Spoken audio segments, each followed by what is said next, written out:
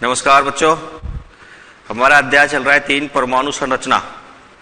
परमाणु संरचना में हमने इससे पहले पढ़ा था, मोल अवधारणा हमने पढ़ ली थी और मोल अवधारणा के कुछ क्वेश्चंस भी हमने न्यूमेरिकल भी हमने कर लिए थे। कैसे मोल याद करना है, अगर हमें वजन दे रखा है, वेट दे रखा है तो कैसे करना है, अणुओं की संख्या दे रखी है तो कैसे करना है, और आयतन दे रखा है तो कैसे करना है, ये कर लिया था। इसके बाद हमारा अगला टॉपिक है समस्थानिक।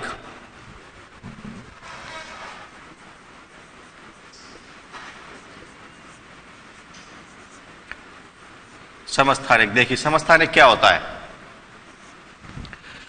जो आवर्त सारणी है, आवर्त सारणी क्या है, एक ऐसी सारणी है, एक ऐसी टेबल है जिसमें सभी तत्वों को उनके गुणों के आधार पर व्यवस्थित किया गया है। प्रकृति में अब तक जितने भी तत्व खोजे गए हैं उन सबको, खोजे हुए तत्व और मनुष्य द्वारा बनाए गए तत्व दोनों प्रकार के, कुछ उसमें कृत्रिम भी है, उन सभी को एक टेबल में व्यवस्थित किया गया है जिसे हम बोलते हैं आवर्त सारणी, तत्वों की गुणों के आवर्तता के आधार पर। तो आवर्त सारणी में तत्वों को व्यवस्थित किया गया है उनके परमाणु क्रमांक के बढ़ते हुए क्रम में। जैसे हाइड्रोजन का 1, हीलियम, फिर लिथियम, बेरिलियम, बोरॉन, कार्बन, तो इनका परमाणु क्रमांक बढ़ता हुआ क्रम में है। ये परमाणु क्रमांक का मतलब उनके किसकी संख्या होगी, परमाणु क्रमांक, प्रोटॉन की संख्या, उनमें उपस्थित तत्वों में उपस्थित प्रोटॉन की संख्या के बढ़ते हुए क्रम में तत्वों को व्यवस्थित किया गया है। उसमें एक टॉपिक है हमारा समस्थानिक। देखिए इसका हम शाब्दिक अर्थ देखें तो सम यानी समान, और स्थान, जिनका स्थान कैसा आता हो, समान आता हो, ऐसे तत्व जिनका स्थान समान हो आवर्त सारणी में।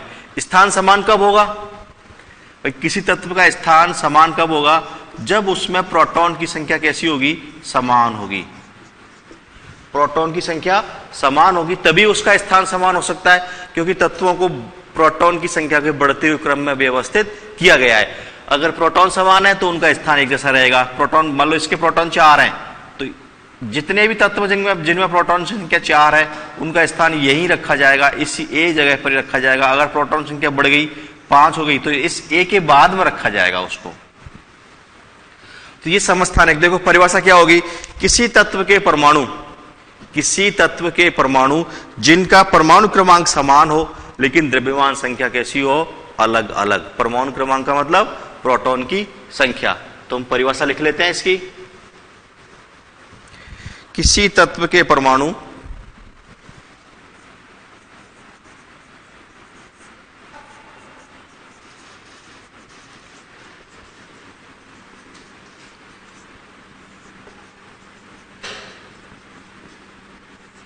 जिनका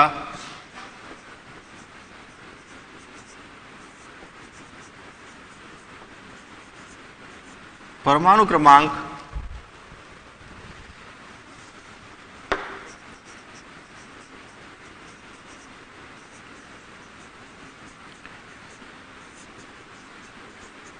समान हो लेकिन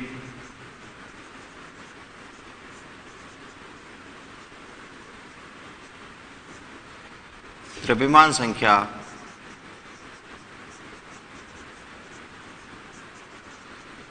भिन्न भिन्न हो,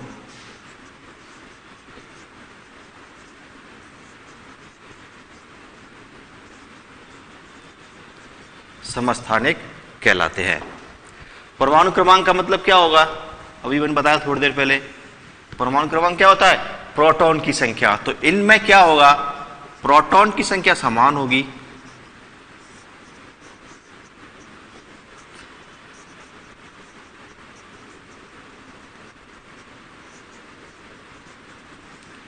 लेकिन अब अगली बात है कि द्रव्यमान संख्या अलग अलग हो।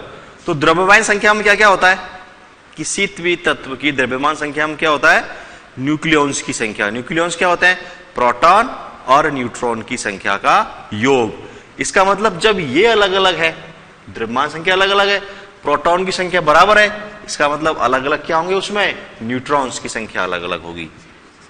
ये 2 बात आपको और ध्यान रखनी है कि न्यूट्रॉन की संख्या असमान होगी।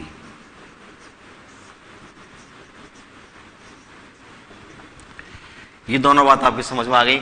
जब प्रोटॉन तो बराबर होंगे लेकिन न्यूट्रॉन कैसे होंगे, अलग अलग होंगे। देखिए उदाहरण देखते हैं अब हम इसके।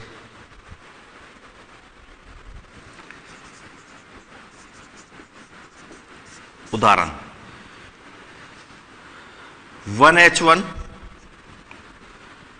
1H2 और 1H3, ये हाइड्रोजन के 3 समस्थानिक हैं।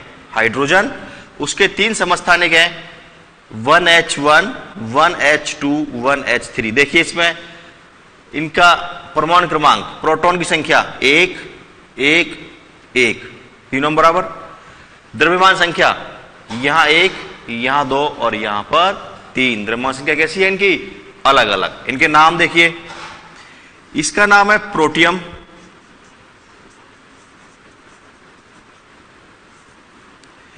इसका नाम है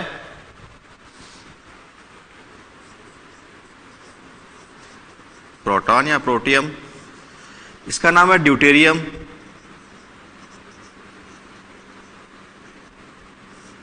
और इसका नाम है ट्राइट्रियम। ये इन तीनों के नाम, सिंबल P, D और T, ये इनके प्रतीक हैं। ये नाम हो गया, ये हो गए इनके प्रतीक। अब पता करना है प्रोटॉन की संख्या।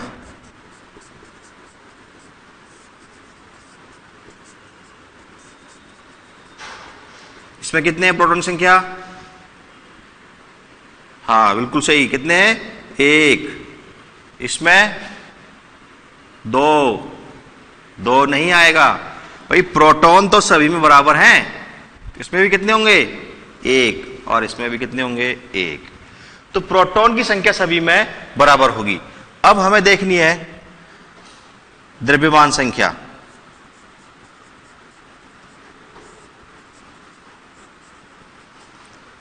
इसमें 1, इसमें 2 और इसमें 3।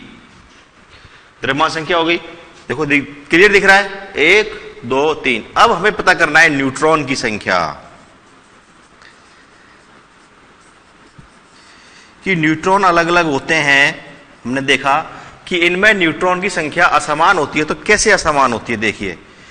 देखिए एक सूत्र आपको लिखाया था, एक सूत्र लिखाया था आपको कि अगर हमें किसी परमाणु में द्रव्यमान संख्या ज्ञात करनी है, द्रव्यमान संख्या A is equal to P plus N। P की जगह पे हमने क्या लिखा था वहां पर? Z। Z क्या होता है? उसका परमाणु क्रमांक। तो परमाणु क्रमांक प्रोटॉन की संख्या के बराबर ही होता है। तो Z बराबर P, तो मैं इसको ऐसे भी लिख सकता हूं, A बराबर P प्लस N। अब देखिए, अब मुझे न्यूट्रॉन की संख्या ज्ञात करनी है, यहां से N ज्ञात करना है। तो सूत्र क्या बन जाएगा? पक्षांतरण कर दो इसका, इसके साथ वाले को इधर ले जाके माइनस में कन्वर्ट कर दो। देखिए A माइनस P बराबर N, इसको उल्टा करके लिखूं तो N बराबर A माइनस P, एक ही बात है।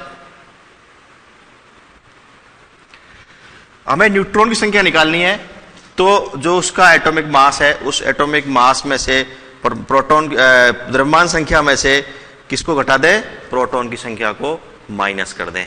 A माइनस P, देखो करते हैं। 1 माइनस 1, 1 माइनस 1 बराबर 0। न्यूट्रॉन इसमें कितने हैं? 0। इसमें देखिए 2 माइनस 1 बराबर 1। इसमें न्यूट्रॉन 0, इसमें न्यूट्रॉन 1, और इसमें कितने आए न्यूट्रॉन? हाँ बिल्कुल, 3 माइनस 1 बराबर 2। ये आ गई इनमें न्यूट्रॉन की संख्या। तो हमने पढ़ा कि प्रोटॉन की संख्या समान तो प्रोटॉन की संख्या समान, न्यूट्रॉन की संख्या समान तो न्यूट्रॉन की संख्या 0, 1 और 2, इस तरह से आ रही है। तो ये है समस्थानिक। तो आप इसको नोट कर लें।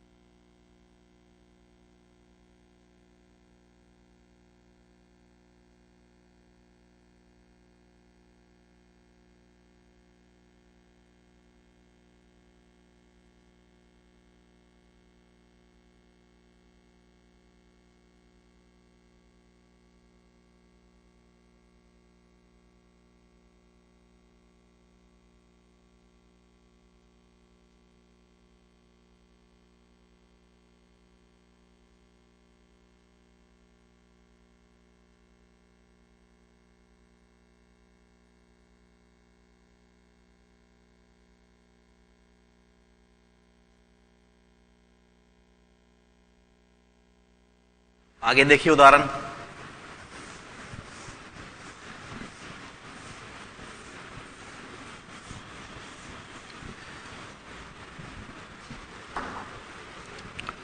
अगला उदाहरण 8O16, 8O17 और 8O18। ये ऑक्सीजन के 3 समस्थानिक हैं, 8O16, 8O17 और 8O18। इसमें क्या करना है, नाम ऑक्सीजन की समस्थानिक ही है। इसमें आपको निकालने हैं प्रोटॉन की संख्या और न्यूट्रॉन की संख्या। देखिए आपको निकालना है प्रोटॉन की संख्या।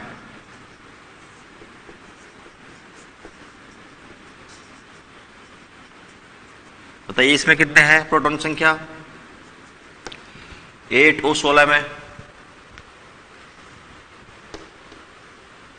8O16, 8O17 और 8O18। पहले वाले में प्रोटॉन, हाँ बिल्कुल सही बताया। दिख रहे, क्लियर दिख रहे हैं। जिसका उसका जितना उसका परमाणु क्रमांक है, तो परमाणु क्रमांक हम कहां लिखते हैं? नीचे। तो परमाणु क्रमांक कितना है इसका? 8। इसका भी 8। ऑक्सीजन में तीनों में प्रोटॉन की संख्या बराबर। अब हमें पता करनी है न्यूट्रॉन की संख्या।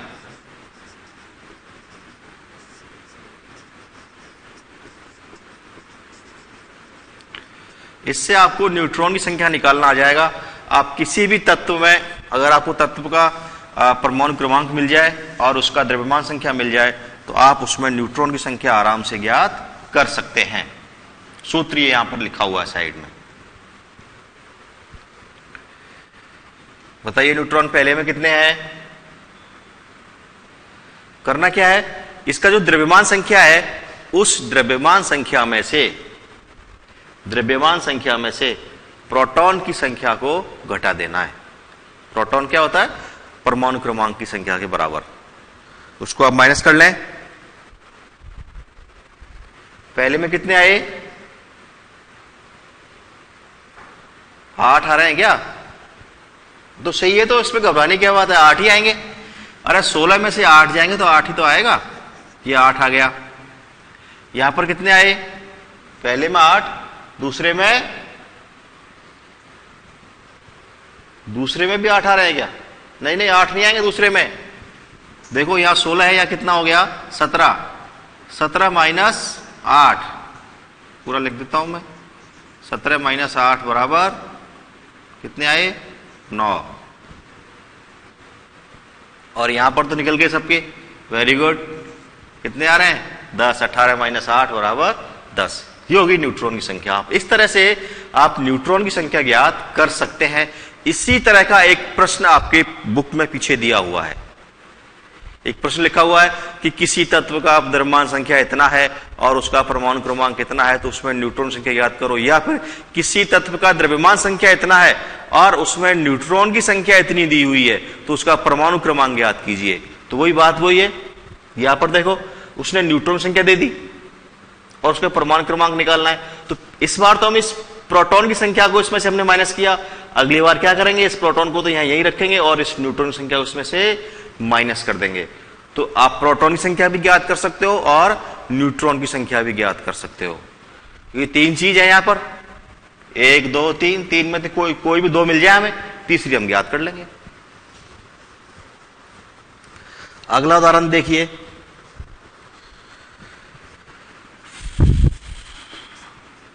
(17Cl35) और 17Cl37। देखो आपको कुछ उदाहरण याद भी करने हैं और परीक्षा में लिखने पड़ेंगे आपको, इसलिए मैं इतने ज्यादा उदाहरण करवा रहा हूं। आपको वहां याद हो जाएंगे ये और आप परीक्षा में आराम से लिख पाएंगे। C कैपिटल आएगा और L स्मॉल आएगा।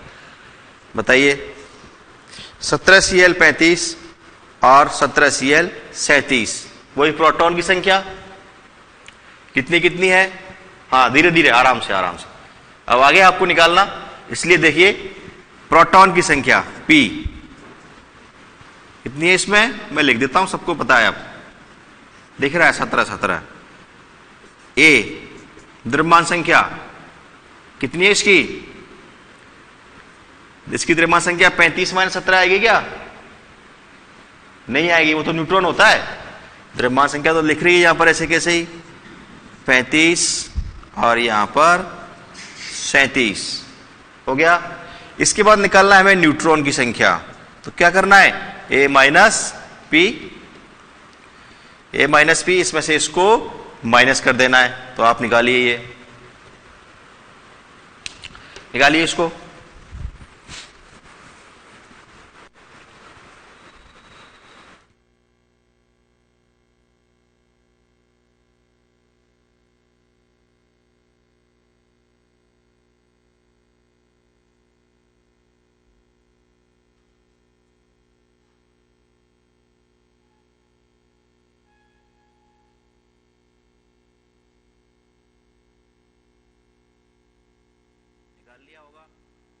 इतना सा काम करना है।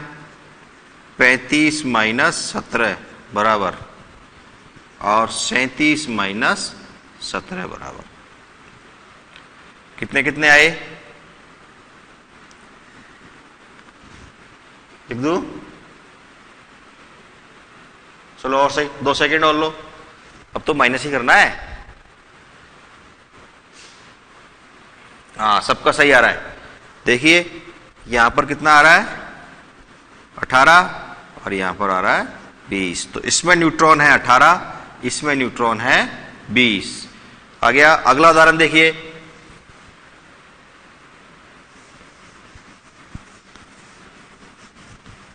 खूब सारे उदाहरण समझता ना, कोई बहुत उदाहरण है।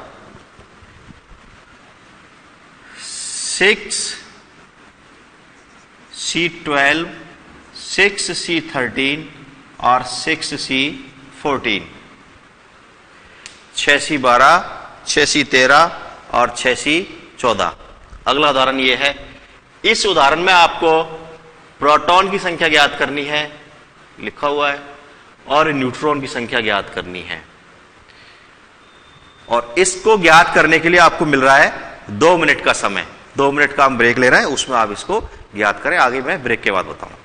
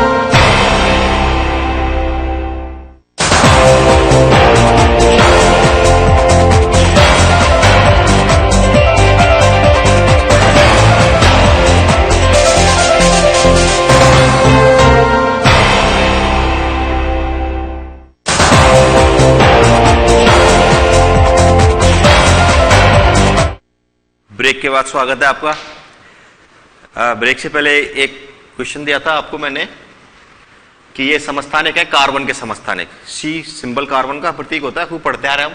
कार्बन के समस्थानिक है 3, 6C12, 6C13 और 6C14। ये कार्बन के समस्थानिक। इससे पहले जो लिखे थे हमने वो क्लोरीन के समस्थानिक थे, Cl। देखिए यहां पर आपने प्रोटॉन की संख्या ज्ञात कर ली होगी। ज्ञात क्या करना, लिखी हुई है सामने ही, आंखों के सामने लिख रही है, क्या ज्ञात करेंगे इसको भी? ऐसी कैसी बातें कर रहे हैं। देखिए कितने इसमें 6 बराबर। प्रोटॉन संख्या सब में बराबर होती है, हमने एक में निकाल ली, हमारे पास सबकी आ गई। देखिए 6 और 6। न्यूट्रॉन की संख्या, न्यूट्रॉन की संख्या कैसी आएगी? समान आएगी क्या? नहीं आएगी, असमान आएगी। हमें पता है कि समस्थानिकों में न्यूट्रॉन की संख्या कैसी रहती है? अलग अलग होती है। तो निकाल लेंगे। कैसे निकालेंगे? जो द्रव्यमान संख्या दी हुई है उसमें से किसको माइनस कर देंगे? परमाणु क्रमांक या प्रोटॉन की संख्या को माइनस कर देंगे बस। तो 12 माइनस 13 माइनस 6 और 14 माइनस 6। सबने निकाल लिया होगा, तुमने भी निकाल लिया?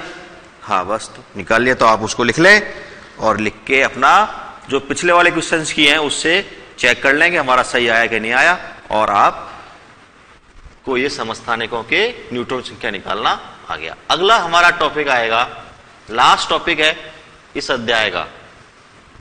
यह अध्याय हमारा पूरा हो रहा है, अध्याय 3। अगला है समभारिक।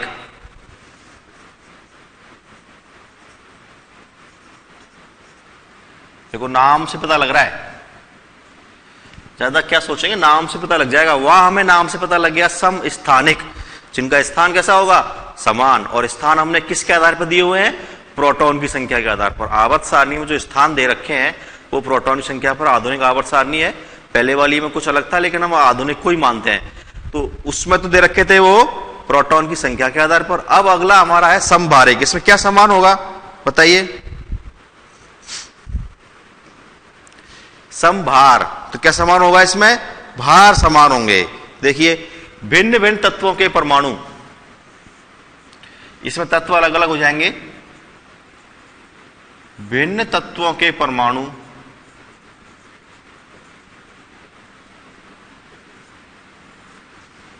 भिन्न तत्वों के परमाणु जिनके परमाणु क्रमांक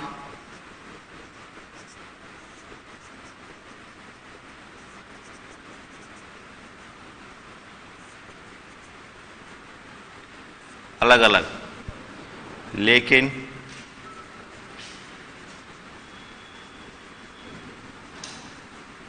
द्रव्यमान संख्या कैसी होगी?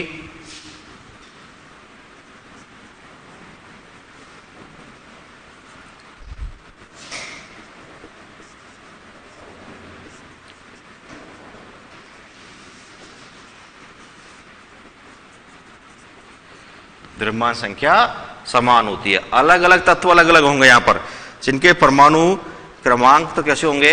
अलग अलग, लेकिन उनके द्रव्यमान संख्या कैसे होंगी? समान। क्या कहलाते हैं? समभारिक कहलाते हैं। समान होती है, समभारिक कहलाते हैं। देखो ये ज्यादा लिखने का, समभारिक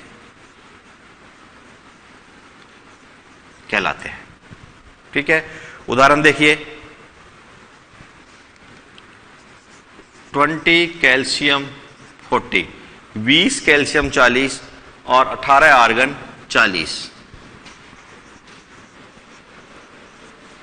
20 कैल्शियम 40, 18 आर्गन 40। चेक करते हैं हमने क्या लिखा है। परमाणु क्रमांक अलग अलग, मतलब उनकी प्रोटॉन संख्या कैसी होगी? अलग अलग। प्रोटॉन अलग अलग। साइड में मैं लिख देता हूं यहां पर।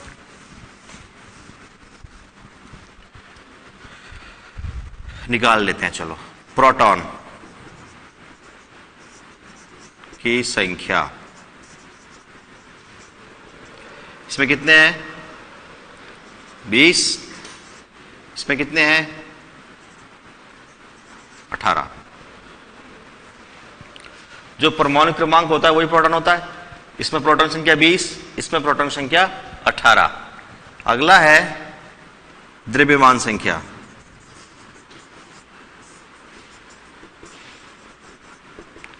इसमें है 40 और इसमें है 40, अलग अलग हो गई दोनों में प्रोटॉन संख्या और समान हो गई द्रव्यमान की संख्या। अब यहां पर आपको निकालनी है न्यूट्रॉन की संख्या, तो क्या आप निकाल सकते हैं?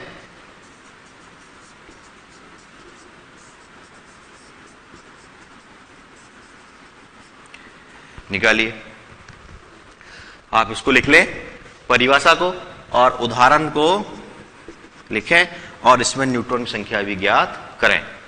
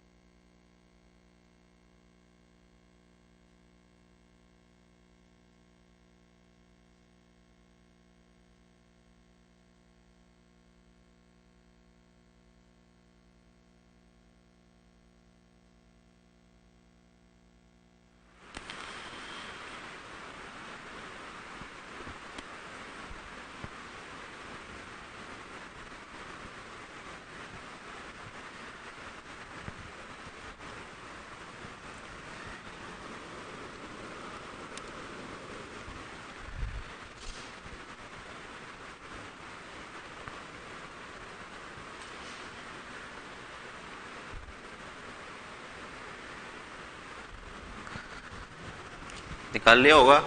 एक उदाहरण और लिख देता हूं मैं इधर साथ ही 6C14 और 7N14। ये तो कैल्शियम है, Ca कैल्शियम, ये Ar ऑर्गन, C कार्बन सबको आता है, N नाइट्रोजन। देखिए इसमें भी प्रोटॉन की संख्या 6 और 7। जो चीज मुझे आती है वो मैं लिखता जा रहा हूं, बाकी आपको याद करना। देखो मुझे दिख रहा है इसलिए मैं लिखता जा रहा हूं। द्रव्यमान संख्या बराबर 14 निकालने आपको न्यूट्रॉन की संख्या। ये दूसरा उदाहरण भी लिख लें और न्यूट्रॉन की संख्या आप अपने आप दोनों में निकाल लें और निकाल करके हाइपोथेसिस भी आप बना लें कि यहां पर क्या समान है और क्या डिफरेंट। हमने जैसे वहां बनाई थी कि प्रोटॉन की संख्या समान आ रही है, न्यूट्रॉन की संख्या अलग अलग आ रही है, ऐसे ही आप यहां पर भी एक हाइपोथेसिस बनाएं, एक परिकल्पना बनाएं और उस परिकल्पना के आधार पर इसको याद रखें। आप परिकल्पना बना सकते हैं, जैसे प्रोटॉन संख्या अलग अलग, द्रव्यमान अलग, न्यूट्रॉन संख्या भी कैसी आएगी, अलग अलग आ रही है। तो प्रोटॉन न्यूट्रॉन दोनों ही कैसे हैं, अलग अलग, सिर्फ द्रव्यमान संख्या ही बराबर है। और तभी हो सकती है बराबर जब दोनों अलग अलग होंगे, उन दोनों का योग ही तो है द्रव्यमान संख्या। यह है संभारिक। अगला है हमारा टॉपिक सम इलेक्ट्रॉनिक। यह भी आपको आना चाहिए।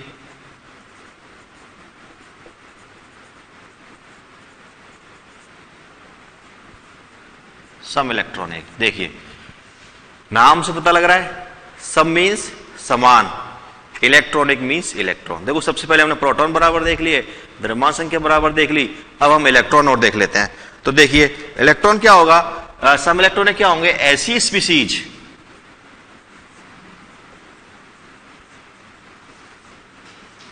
स्पीसीज क्या होती है, अणु, परमाणु, आयन, कुछ भी हो सकता है। ऐसी स्पीसीज, ब्रैकेट में लिख देता हूं मैं, अणु, परमाणु, आयन, जिसमें ऐसी स्पीसीज जिनमें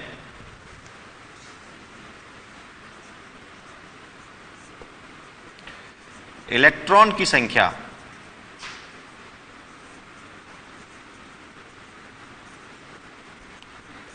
समान होती है, सम इलेक्ट्रॉनिक कहलाते हैं।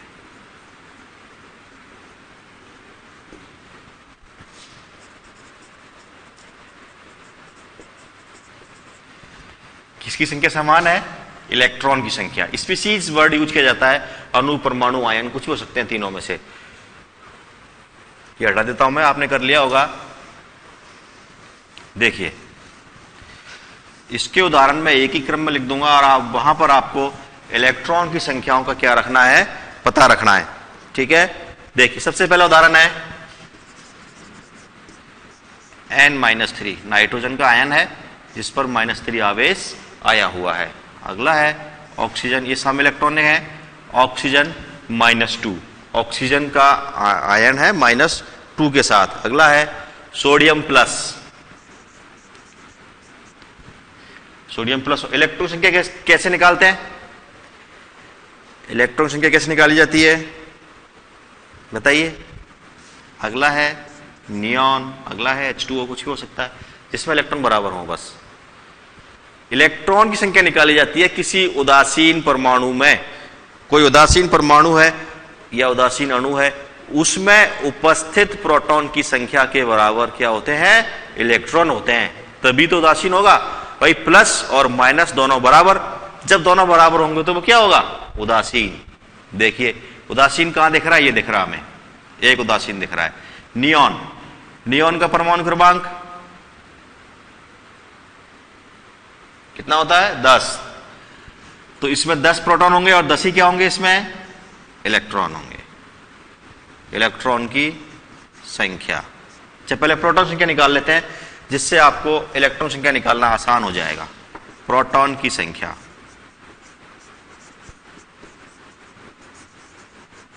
नाइट्रोजन का परमाणु क्रमांक 7, ऑक्सीजन का 8, सोडियम का 11 और नियॉन का 10 हो गया। अब निकालते हैं इनमें इलेक्ट्रॉन की संख्या।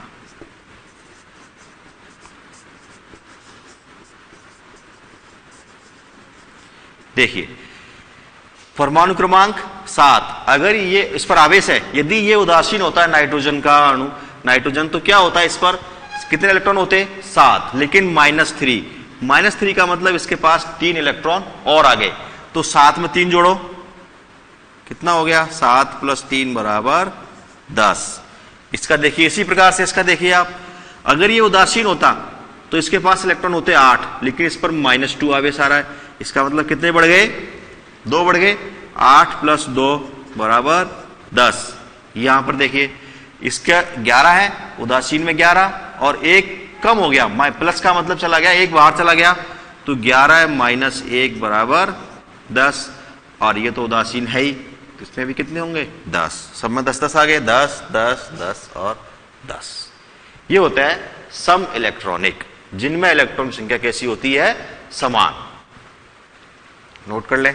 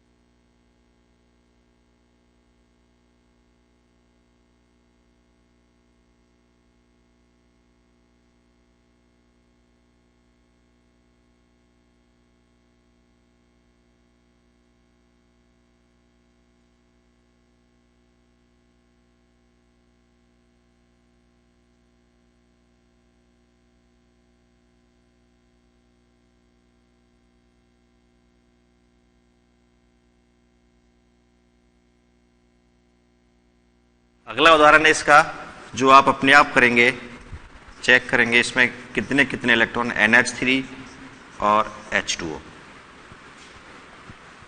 इन दोनों को आप चेक करेंगे, इसमें कितने कितने इलेक्ट्रॉन हैं दोनों में, क्या ये सम इलेक्ट्रॉनिक हैं या नहीं है। ये आपके लिए खुद की करने के लिए है। तो ये आपने लिख लिया। इसके बाद छोटा सा चीज रह गई एक, समस्थानिकों के उपयोग। मैं लिखा देता हूं समस्थानिकों के उपयोग, और उसके साथ ही ये अध्याय समाप्त हो जाएगा हमारा। कुछ प्रश्न जो मैंने करवा दिए हैं कुछ देखिए समस्थानिकों के उपयोग, लास्ट फाइनल टॉपिक।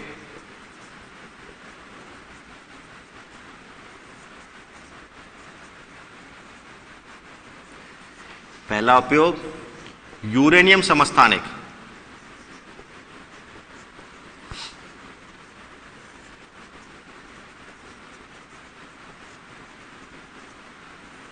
परमाणु भट्टी में, बम में भी काम आता है, लेकिन हम उपयोगी लिख रहे हैं। परमाणु भट्टी में काम आता है, ठीक है, नाभिकीय विखंडन के लिए। पहला उपयोग यूरेनियम समस्थानिक परमाणु भट्टी में काम आता है। दूसरा चिकित्सा में, देखो चिकित्सा में पहला आयोडीन 131 समस्थानिक घेंगा रोग की पहचान करने में।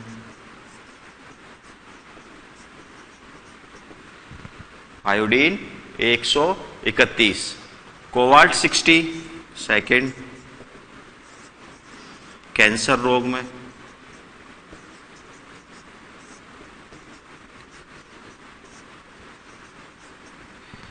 कोबाल्ट 60 कहां काम आता है? कैंसर रोग में। इसी प्रकार से सोडियम 24 ये काम आता है रक्त परिवहन की जांच करने में। रक्त में कहीं कोई जो नली है, उन नलियों में कोई थक्का तो नहीं बन गया, रक्त संचरण में, रक्त संचरण का अध्ययन करने में।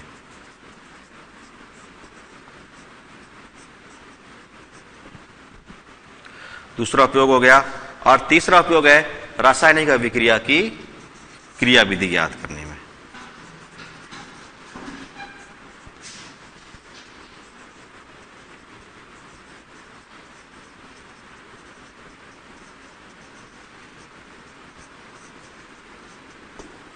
कोई भी रासायनिक अभिक्रिया है, उसकी क्रिया विधि ज्ञात करने में। तो ये आप, इनके उपयोग हैं परमाणु भट्टी, चिकित्सा, ये घेंगा रोग, ये कैंसर रोग, और ये रक्त संचरण का अध्ययन करने में, और रासायनिक अभिक्रिया की क्रिया विधि ज्ञात करने में। तो इसके साथ ही हमारा अध्याय 3 कंप्लीट हो गया है। कल से अगली क्लास से हम शुरू करेंगे अध्याय 4। नमस्कार।